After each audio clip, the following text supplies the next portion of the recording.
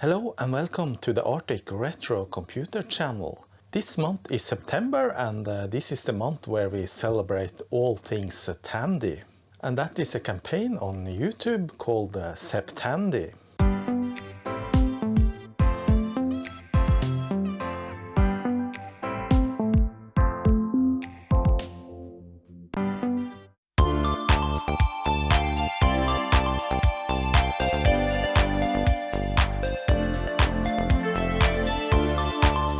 So I recently got this old Tandy 200 laptop computer, and as you can perhaps see, it's very dirty and in somewhat bad condition, and I don't know the state of it, so it will be pretty interesting to figure out if it works or not and to clean it up. If you want to see more Tandy stuff, then you should just search for the hashtag septandy or septandy 2021 on YouTube, and you will find a lot of good other videos from other YouTubers celebrating Tandy.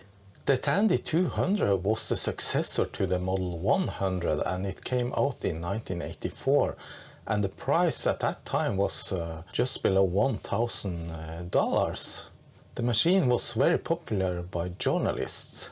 It weighs around 2.04 kilograms and it has a 56 key keyboard. It runs on 6 volt DC input or 4 AA batteries, and the battery time is around 14 hours.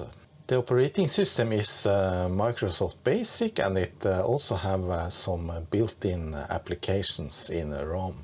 The monitor is a 40-column monochrome LCD screen which is capable of producing graphics in a 240 by 128 pixel matrix. It runs on a 80C85 CPU which was produced by Oki.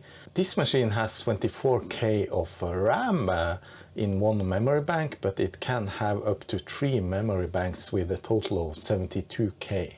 It has an internal 300 baud modem, although you can connect faster modems to it. It has a cassette interface, and floppy drives can be connected via the serial connection. A little fun fact, a large portion of the code for the Tandy 100 and 200 firmware was actually written by Bill Gates from Microsoft. The last model of this line was the Tandy 600. As you can see, this machine has seen better days and it's very dirty and yellowed, and I actually got kind of an allergic reaction when I unboxed this, so this needs to be cleaned pretty fast. But besides that, it's actually not damaged or anything. Backside has this Hobby sticker and RS232C system bus, printer, phone and cassette.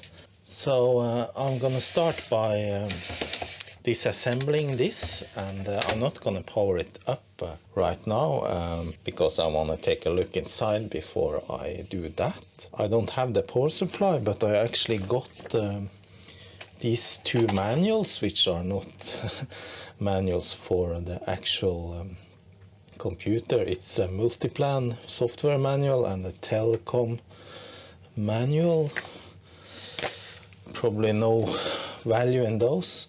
I don't have the power supply, but it takes just a regular 6 volts barrel contact input, so I'm gonna find the one that fits, I guess. I have a habit on not working on dirty machines because I don't like it. It's not that I'm afraid of dirt, but I like to have them clean before I start doing any repairs. But I don't use any gloves, so I can tolerate some dirt. The underside looks okay. IFCA telecommunications with some phone numbers, not Norwegian phone numbers, by the way. Here it says Tandy 200 portable computer, and it actually runs on 4 AA type batteries. Probably this compartment here or this one.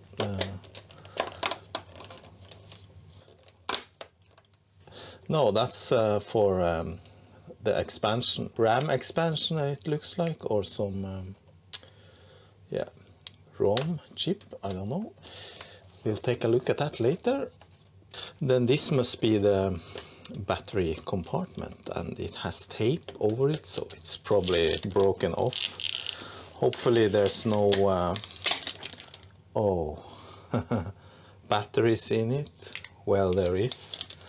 And yeah, Duracell ones, and they have leaked a little bit, so this needs to go right away. Yuck. So this might be an indication that we will get into trouble with this machine, but yeah, there's a little white stuff, but not the worst leakage I have seen. Good to get them out at least.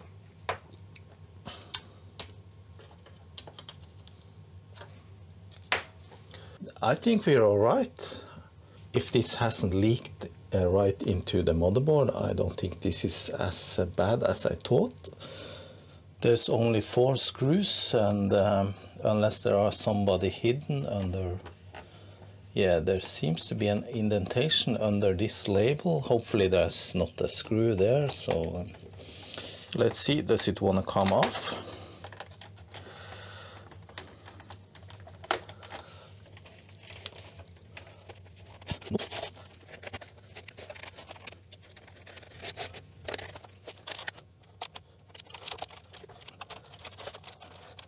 I think it is supposed to slide down, but I don't want to use too much force to make marks.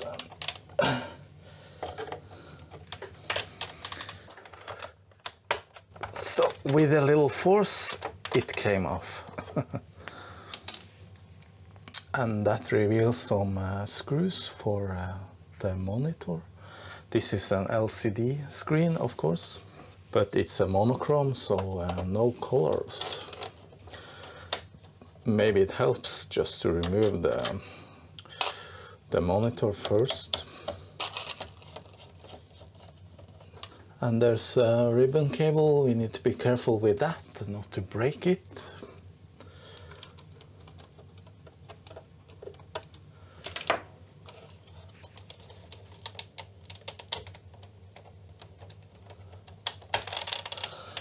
Yeah, it came right down. Okay, so now, yeah, it's loose. And now the rest, let's see if we can pry this open with this plastic tool.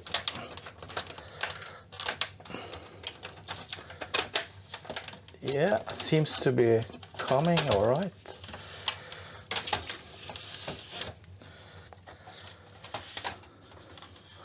Almost there.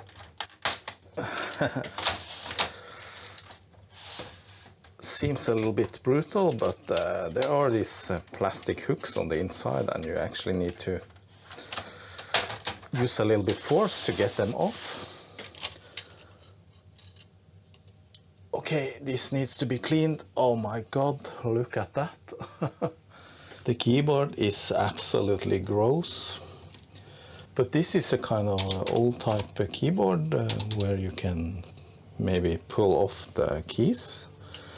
Just gonna remove the keyboard by pulling up this retainer for the ribbon cable.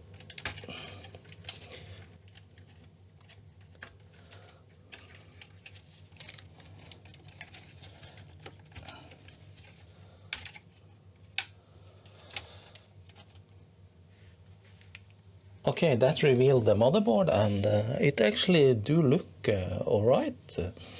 And this is the battery compartment, and of course if the batteries have been leaked, they would have leaked downwards out of the case, and no problem there.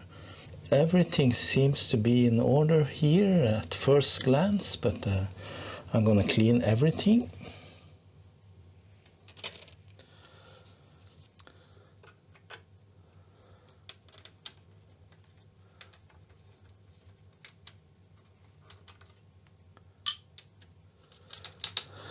This little board is just clipped down.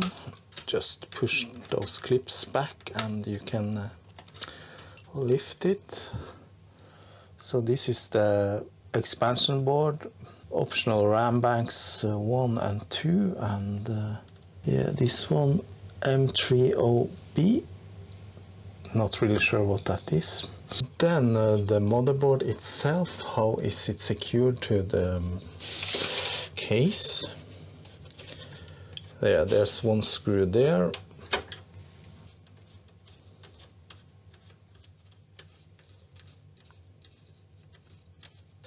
This is quite an old machine, like from 1984 or something, and even then they had started using these surface mounted chips. Alright, I think this is loose now. So I actually think we need to remove the wires for this. This is the extra board. It has some power contact here, and this one for the speaker. I'm just gonna remove this dirty tape and throw it away. Add some new later.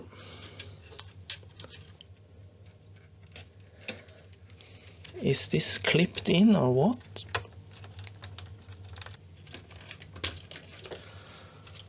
That's for the battery power, and this is for the little blue speaker.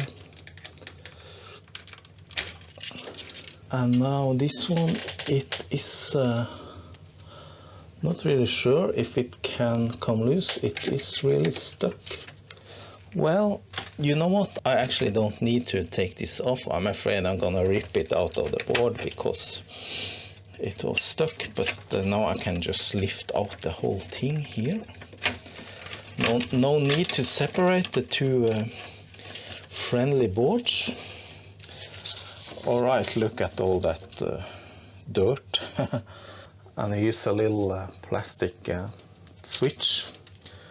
Goes onto this switch. Okay, now I can take these parts and clean them in some hot soapy water.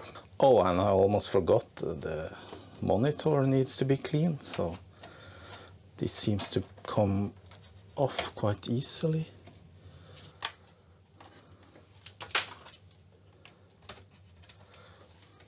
Alright, so I'm gonna remove the screws for this PCB so that we can take off the plastic and the front glass and clean it. Probably some dust and dirt on the inside there as well.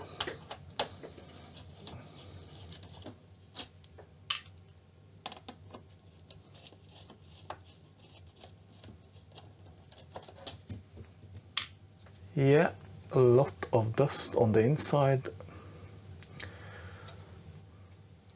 Alright, now everything of plastic can be cleaned right away.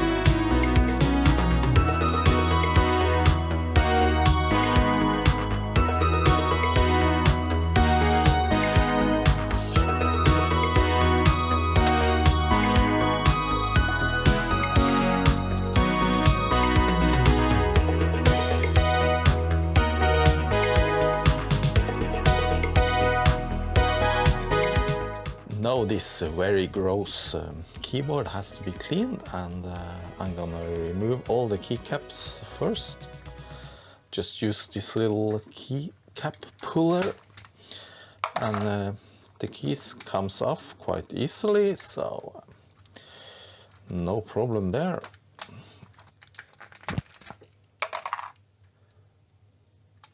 Alright, so this is gross. This paper stuff here and the foam here needs to be, yeah, I don't know, vacuumed carefully. And there's a lot of dirt underneath this one, so everything needs to be cleaned. Yuck.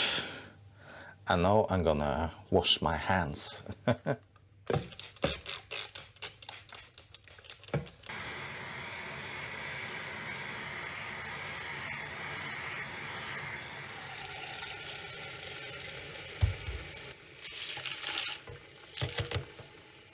The keyboard is looking much better, but there are still a lot of dirt between the keys. Hopefully the keys themselves do work.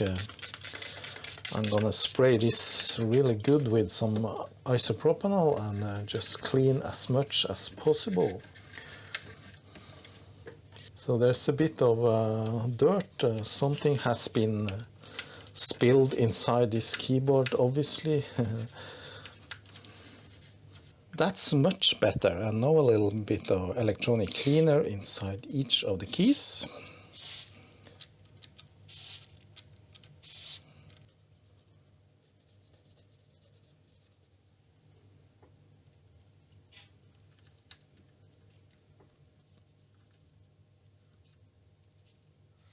It's time to take a look at the motherboard, and I noticed something right away that I didn't see until now, and it's a Varta battery here. It is a little bit leaked. Well, it's not a Varta battery, however, it is a battery, and there is some greenish. Not a whole lot of leakage has been going on, but there is something, and I'm gonna remove this right away. This can ruin a PCB like this. Besides that, this shield underneath has a little bit of rust, so I need to be cleaning that off as well. But first the battery, and yeah, let's see. It's here. So I'm gonna desolder that now with my desoldering station, which is the noise you hear now.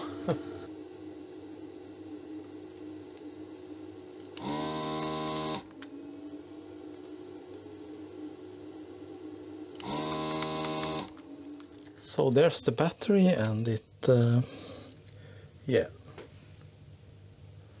Actually not much has been leaked, just a little bit green on one side. It's a UASA battery, 3.6 volts. So I'm gonna replace that one with a modern replacement. Luckily there seemed to be no further damage by this battery. I can't see anything around the area. Just gonna spray a little bit and clean everything up. It's just a little bit grime and dust everywhere. I blew away most of the dust already with compressed air, so just going over the whole board and yeah, make it look shiny and good again. This is the 8085 CPU, Oki, produced by Oki, and yeah, here's some Microsoft chips. This machine runs Microsoft Basic as the operating system. There is no DOS on this. Also cleaning all the contacts with electro spray or contact cleaner.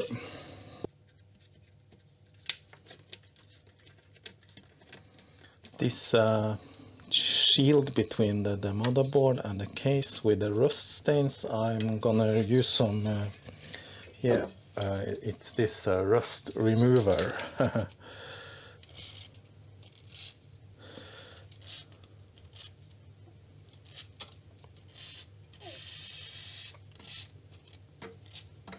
Just let it work for a few minutes, and then I'm gonna try to rub it off. It's a strange material. It's like plastic. It feels like plastic, but as you can see, it got rusted.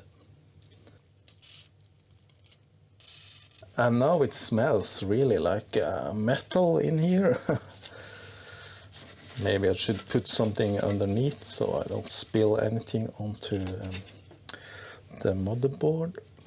I took the shield off and I have scrubbed it real good with rust remover and IPA, and now I'm gonna use just a little bit of WD-40 over it so it won't dry out and start rusting again. WD-40 protects against rust and it lubricates and yeah, removes moist. About the battery on the motherboard, I was thinking about using this one, which holds a coin cell battery, and it also has a built-in diode for preventing it from being charged.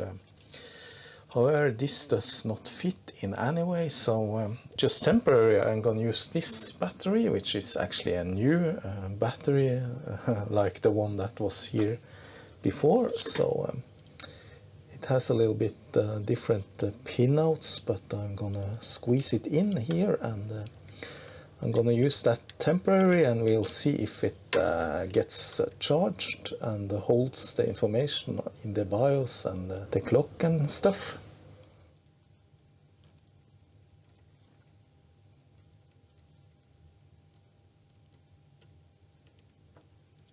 I just managed to squeeze those short pins in.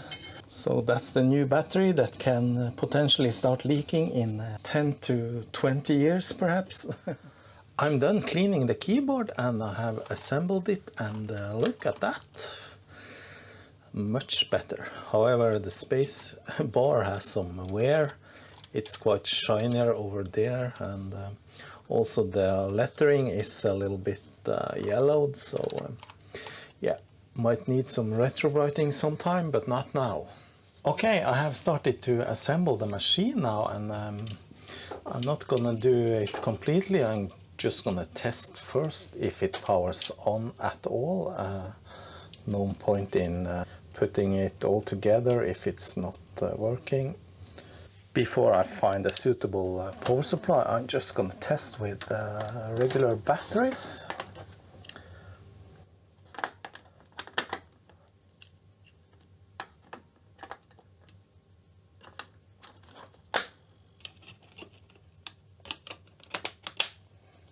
Do we have a voltage? Yeah, 5.18 volts.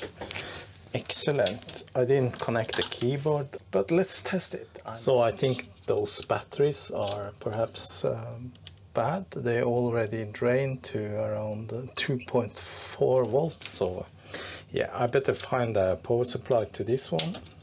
Alright, I fiddled around a little bit with this and I couldn't get it to power on, but then I decided that it might be a good idea to read the service manual, and actually the first point there was if the machine does not start at all, the first check is, are there batteries in the machine?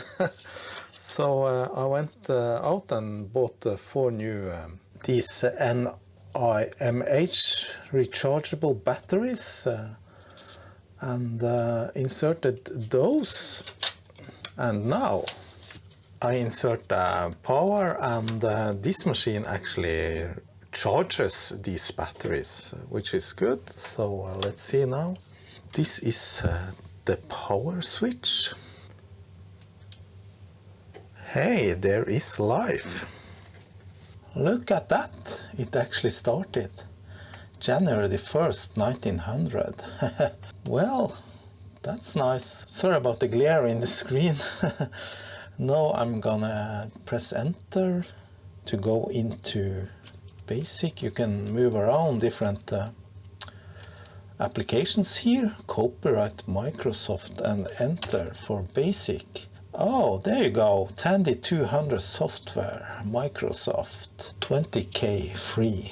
Nice. So that's really nice. The machine is working. I'm really happy about that. I wasn't expecting it to work, but it does. So now I'm gonna complete the assembling of the machine and test it out a little bit.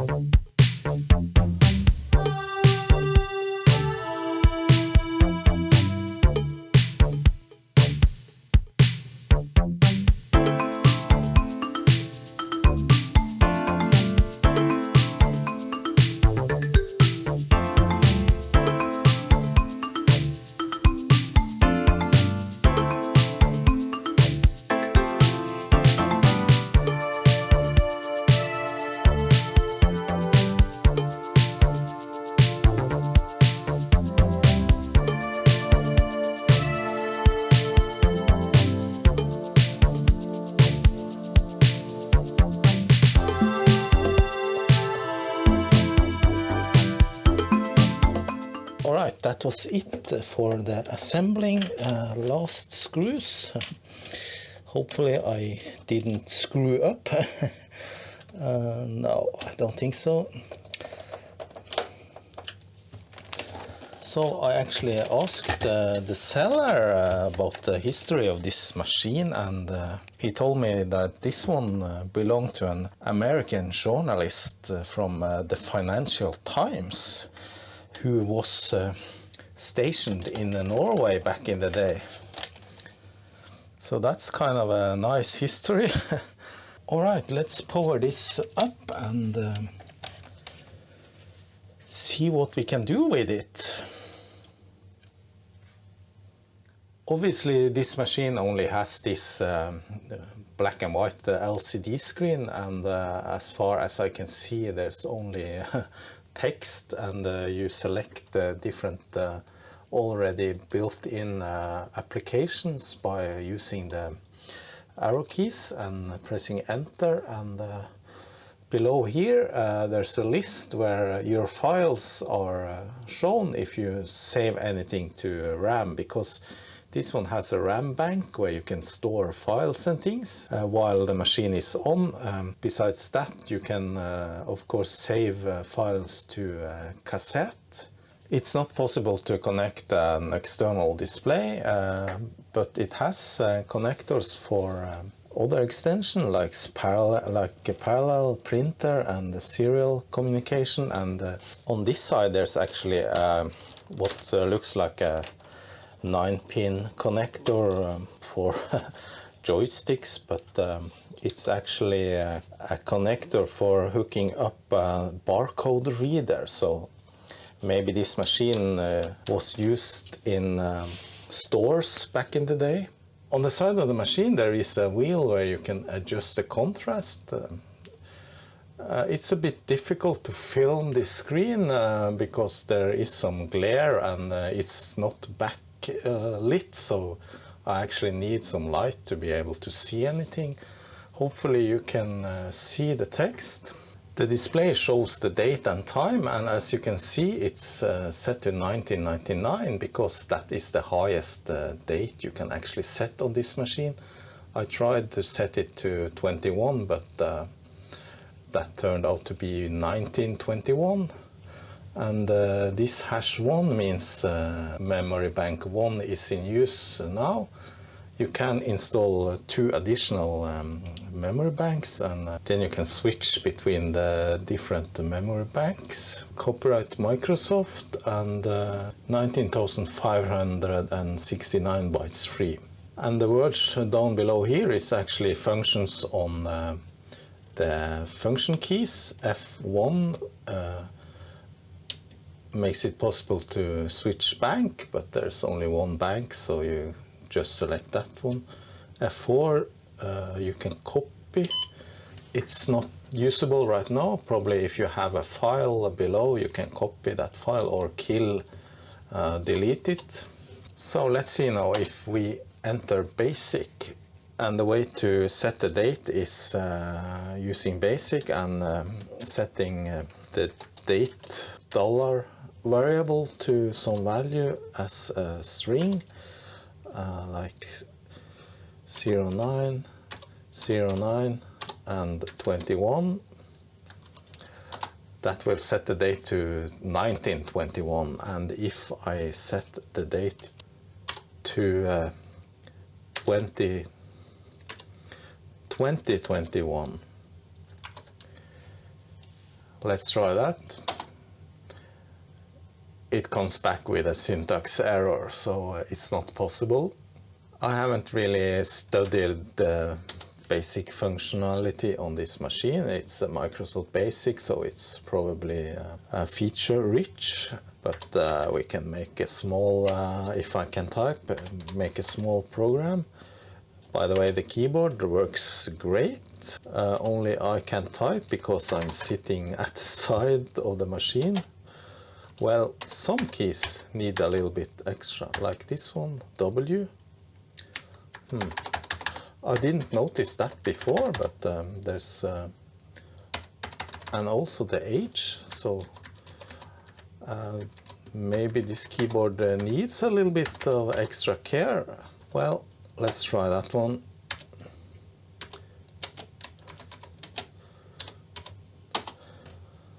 You have the usual basic commands like list and run. How do you break out? Yeah, shift break. You can probably save basic programs into files in the memory of the machine. I haven't figured that out yet. Alright, if you press F8, you go back to the application menu, and other applications here are text, which is a text editor, and telecom, which is for modem to communicate with other machines. Address is an address book. Schedule, I think, is some sort of calendar, and MS Plan is what must be an early edition of Microsoft Excel, because it is a spreadsheet. Multiplan, enter file to use, test. Alright, let's see now, what can we do? We can make an account, for example, and then we can I haven't used this before actually. Let's enter a number and another number, and then let's make a sum. Let's see if this is like in Excel that you type equals. Well, how do you address the columns? In Excel there are letters like A, B and C. Here's only numbers in the columns and the rows. 2, maybe it's like this, 2 plus 2, 3. Nope, illegal formula. I haven't looked at the manual. I actually got the manual for Multiplan, but let's say 2 plus 2, that equals 4, yeah. Alright, so now we know that. Yeah, now I went back to the main menu, and you see that the document I created is stored there. However, if you turn off the machine, these files will be lost, so you need to save them to tape before you do that, if you want to keep them, of course. So I just go to that file now, and it is loaded right back into the spreadsheet. Nice. So I imagine this machine must have been quite powerful and cost a lot back in the day. I haven't really checked what the price was, but I might find that and tell you about it in the beginning of this video. In that case, I already told you, so you know. Okay, the text. This is an text editor. So here we can write. Probably has a lot of features for marking text and things like that. I don't know. Maybe there are some code in Word from this application somewhere. Probably not. There is a print button here. So if you press it, it tries to print, but of course I don't have a printer connected, so it won't do that. So now it just hangs here and waits for the printer. Let's see now the Telcom. So this is some terminal software. Maybe I should connect it up through some modem emulation over the internet. Try that. Or maybe you need to type some Haze modem commands, which I don't know. Well, let's type, let's press F3 then, stat, and F4, term. No, I don't know anything about this, so control break. F7 is break, F8 is spy, but now it's obviously waiting for some communication, so it's hanging there. Next is this schedule. Press spacebar for menu. Note.do not found. Press spacebar for menu. Alright, I don't know why that happens. Let's try the address book then. Maybe you need to create some document first. Let's see if we create a note. That will create a document called note.do. Let's see now if we go to schedule. Yeah, it found it. Schedule. What are you supposed to do here? Alright, so I think that's it for demonstration of the feature of this computer.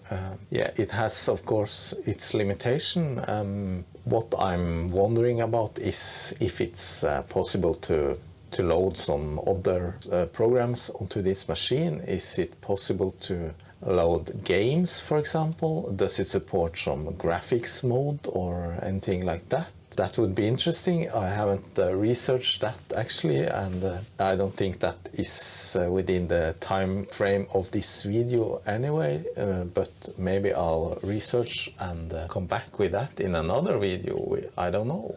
All the different manuals are available online as PDFs, and I don't have the owner's manual. I only have this multi-plan manual and this one, the telecom manual. However, this is the owner's manual, and yeah, that's nice to read through if you want to learn more about this machine and what you can do with it. So I think I'll go through this. I actually did read a couple of things like how to set the date and time and use the built-in calculator, stuff like that. And I also found the service manual, which is quite extensive. It talks about everything: disassembly, maintenance, the theory of operation, about the CPU and the memory and the I/O and the keyboard and everything. So this is extremely valuable. This is something you can read if you are extremely interested in this machine, or if it doesn't work and you need to figure out what's wrong and how things work. So very interesting. There's a bunch of schematics and diagrams, how do the keyboard work, and printer interface circuit, barcode reader interface circuit. Lots of details here.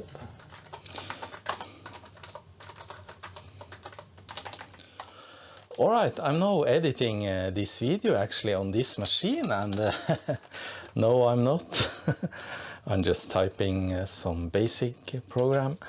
The amazing thing is actually this machine is running on an old Intel CPU, the 8085, which was, what should we call it? The legacy of today's PCs, the Intel CPUs that most of us use on a daily basis still.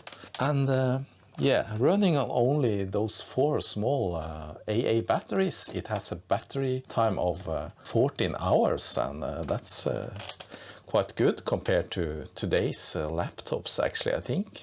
Anyway, I hope you enjoyed this septandy video, and that you also take a look at all the other YouTubers with their septandy content. I'm sure there's a lot of great videos already and coming out soon in this month. As usual, thanks for watching, and special thanks to my Patreon over at patreon.com. Thanks, see you, bye bye.